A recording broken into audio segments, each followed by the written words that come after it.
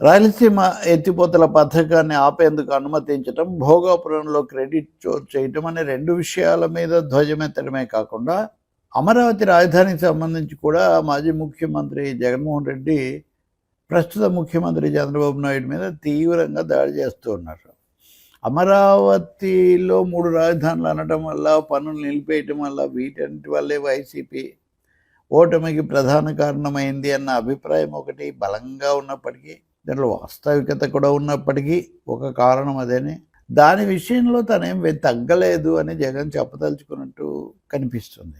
దానికి తోడు అమరావతిలో పనులు జరగకపోవడం 18 నెలలైనా కానీ, లేకపోతే రైతులు ఆశించినంత వేగంగా, గతంలో జరిగిన వాటిని చక్కదిద్దుకునేంత వేగంగా జరగకపోవటం అన్నది ప్రభుత్వాన్ని ఇరగటంలో పెడుతోంది. దీని నుంచి బయటికి రావడానికి నారాయణ లేకపోతే పెమ్మసాని, శ్రవణ్ కుమార్ కమిటీని కాదని చంద్రబాబు నాయుడు తనే స్వయంగా రావడం, కొత్త వరాలు ప్రకటించడం ఇదంతా. కానీ ఎన్ని చేసినా కానీ రెండో దఫా భూసేకరణ చేస్తాము, 20,000 ఎకరాల పైన తీసుకుంటామని చెప్పడంతో అదంతా వెనక్కుపోతుంది. అంటే ఖచ్చితంగా మళ్ళీ తొలి దశకేమే ఇంకా ఒక సంతృప్తికరమైన పరిష్కారం, సత్వర చర్యలు లేకుండానే రెండో దశ మూడో దశకు వెళ్ళటం ఏంటి అన్నది తర్క విరుద్ధంగా కనిపిస్తుంది. ప్రభుత్వం కూడా తొందరపడుతుంది అనేది కూడా కనిపిస్తుంది. దీనికి 2 కారణాలు కూడా ఉన్నాయి.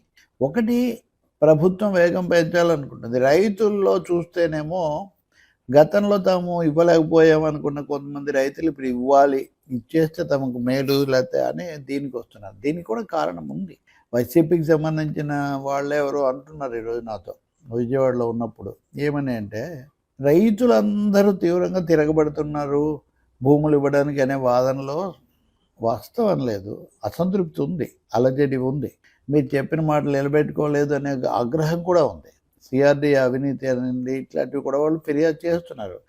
కానీ అదే సమయంలో అక్కడ మొత్తం జీవితం చిన్నాభిన్నమైపోయి రాజధాని కట్టి రాజకీయాలు పెంచుకోవడం తప్ప మళ్ళీ తిరిగి వ్యవసాయాలు చేసుకునేటంత పరిస్థితి వస్తుందని రైతులకు నమ్మకం పోయింది. చిన్న చిన్న వ్యాపారాల ఊళ్ళు అవన్నీ కూడా గతంలో ఉన్న స్వరూపమే మారిపోయింది. వీటన్నిటికీ మించిన కారణం వ్యవసాయం మొత్తంగా గిట్టుబాటు కావట్లేదు.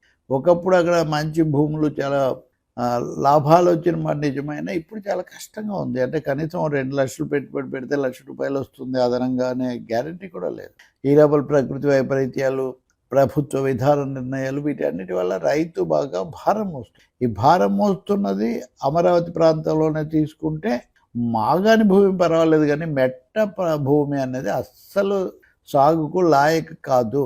ఇంకా దాంట్లో వ్యవసాయం చేయడం దండగా అనే అభిప్రాయానికి రైతులు వస్తున్నారు. అసలే పిల్లలు విదేశాల్లోనూ లేకపోతే ఇతర చోట్ల ఉద్యోగాల కోసం ఉండటం, వీటన్నిటి వల్ల రైతులు ఒంటరిగా ఉన్న కుటుంబాలు చాలా అయితే కౌలుకి ఇస్తే కూడా గిట్టుబాటు కావట్లేదు, కౌలు తగినంతగా రావటం లేదు. అందుకని చాలామంది రైతులు తమ పొలాల్లో పశువులను మేపుకోవడానికి అనుమతిస్తున్నారు, పంట వేయకుండా 5,000 అట్లా వాళ్లకు కౌలు వస్తుంది. సో అంతకంటే ప్రభుత్వం ఇచ్చే కౌలు మెరుగు కదా. రెండోది, ప్రభుత్వం గ్యారంటీ ఇస్తుంది కదా, ఏదన్నా ఒకవేళ అనుకోకుండా రేట్లు పెరిగితే పర్వాలేదు కదా. ఇట్లాంటి కారణాల వల్ల రైతులు, మెట్ట భూముల యజమానులు, అందులో స్థితిమంతులు తప్పకుండా ఇది ప్రభుత్వానికి ఇచ్చి గతంలో జరిగిన పొరపాటును లేకపోతే అప్పుడు మిస్ అవ్వడాన్ని ఇప్పుడు చక్కదిద్దుకోవాలనుకుంటున్నారు. ఇది ఒక వాస్తవం, ఇది అందరూ ఒప్పుకుంటున్నారు. అదేం పరిష్కారం అనుకోవట్లేదు. ప్రభుత్వం బాగా చేసింది, చేస్తుంది అని కూడా వాళ్ళకి ఏం లేదు. కానీ తామేం చేయలేకపోతున్నాం కదా.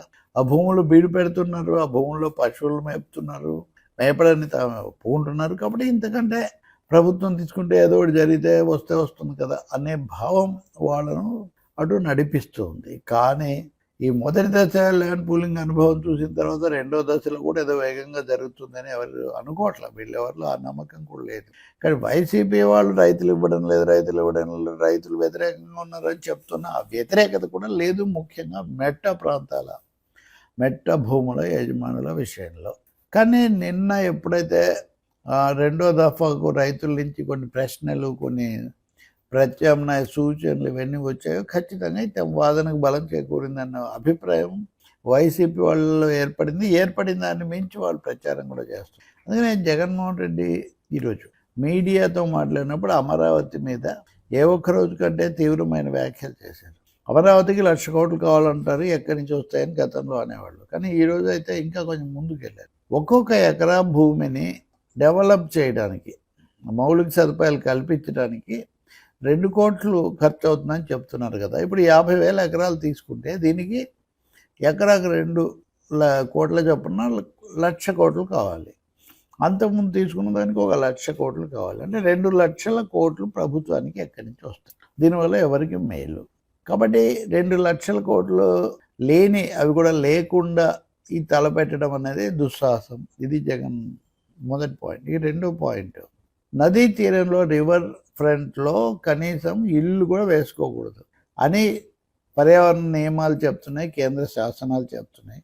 ఒక్క ఇల్లు కూడా కట్టుకోకూడదని శాసనాలు చెప్తుంటే చంద్రబాబు నాయుడు ఏకంగా ఒక నగరమే కట్టేస్తానని చెప్పి బయలుదేరాడంటే ఈయన పర్యావరణ పట్ల ఎంత దారుణంగా వ్యవహరిస్తున్నారు. రెండవది, కేంద్రం నుంచి అనుమతి రాలేదనే వాస్తవాన్ని కూడా దాచిపెట్టి, అంటే ఎన్జిటి నుంచి అనుమతి రాకపోవచ్చు, రేపు ఆటంకాలు కలగవచ్చు అనే విషయం తెలిసి కూడా దాన్ని అదే పనిగా దాన్ని హైప్ ఇస్తున్నారు. ఇది చాలా పొరపాటు.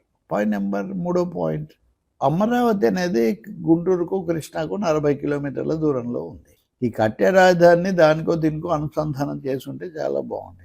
ఇప్పుడు చేయబోతే అక్కడ ఏమీ లేదు, అక్కడ విద్యుత్ లేదు, రోడ్లు లేవు, సదుపాయాలు లేవు. అక్కడ కట్టడం వల్ల ఉపయోగం ఉంది. అక్కడ కట్టడానికి డబ్బులు ఎక్కడి నుంచి వస్తాయి? అసలు మేజర్ సిటీతో, పేరున్న నగరంతో అనుసంధానం చేయకపోవటం అన్నది కూడా చాలా పెద్ద పొరపాటు. ఇది రాబోయే రోజుల్లో కూడా ఇది ఇలాగే సమస్యగా మారబోతుంది. నిధులు లేవు, ఆ తర్వాత అక్కడ నదీ జలాలు అడ్డమున్నాయి, అవి నదులు వచ్చే సమస్య ఉంది. అందుకని ఇంకొక వైసీపీ నాయకులు కొంతమంది మాట్లాడారు, ఇప్పుడు రిజర్వాయర్లు కట్టడానికి, వరద నివారణ కోసం రిజర్వాయర్లు కట్టడానికి చాలా డబ్బు వెచ్చిస్తున్నారు. ఇది పైకి తెలియకుండా లోపాయకారిగా చాలా డబ్బులు, దాదాపు కొన్ని వేల కోట్లు ఈ రిజర్వాయర్లు కట్టి ముంపు రాకుండా చేసి రాజధాని నిర్మిస్తామంటున్నారు. రివర్ ఫ్రంట్ వల్ల వచ్చినటువంటి అనర్థం ఇది. ఈ అంశాన్ని కేంద్రం కూడా గుర్తించాలి అని జగన్మోహన్ రెడ్డి సుప్రీంకోర్టు కూడా సూచన చేస్తారు. సుప్రీంకోర్టు కూడా దీన్ని పరిగణనలోకి తీసుకోవాలని. ఏవి జరుగుతాయని నేనేం అనుకోవట్లేదు, కానీ ఆయన అయితే మటుకు అమరావతి విషయంలో వెనక్కు తగ్గకూడదు, ప్రభుత్వ నిర్ణయం సరైనది, సమగ్రమైనది కాదు అనేదైతే ఆయన బలంగా ప్రజల ముందుకు తేదలుచుకున్నారు. తన హయాంలో రాజధానికి సంబంధించిన ప్రతిష్టంభన, తను 3 రాజధానులు అంటాం, లాఠీ చార్జీలు చేయించటం, ఆ తర్వాత పనులు నిలిపివేత వల్ల కలిగిన దుష్ఫలితాలు, వాటి గురించి ఆయన ఎక్కువ మాట్లాడకుండా ఈ 2,00,000 కోట్లు ఎక్కడి నుంచి వస్తాయి, నీళ్ళు వస్తే ఏం చేస్తారు, ఇలాంటివి ప్రధానంగా ముందుకు తెస్తున్నారు. ఇది వైసీపీ అలాగే జగన్ రాజధాని రాజకీయంలో రెండో దశ అని మనం అనుకోవచ్చు.